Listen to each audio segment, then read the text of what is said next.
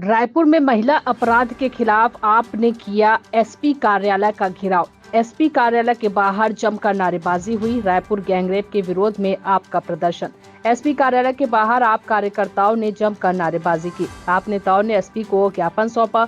दोषियों के खिलाफ सख्त कार्रवाई की मांग की गई। अंबेडकर चौक से एसपी ऑफिस तक आप नेताओं ने निकाला मार्च।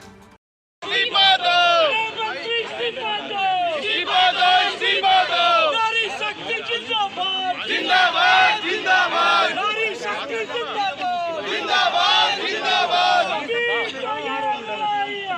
आगे और लड़ाई है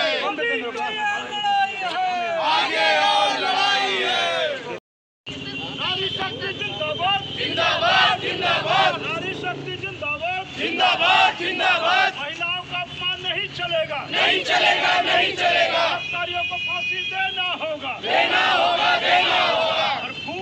चिंगारी है छत्तीसगढ़ की नारी है फूल नहीं चिंगारी है छत्तीसगढ़ की नारी है।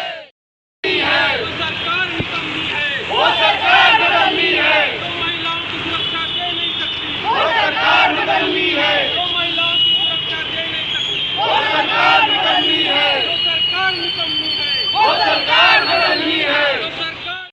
गार्ड का ही दोस्त था वो जो थी वो और वो परिचित थे एक दूसरे के और उनके साथी लोग थे और इसमें तत्काल पकड़ के अपन जेल भेज दिए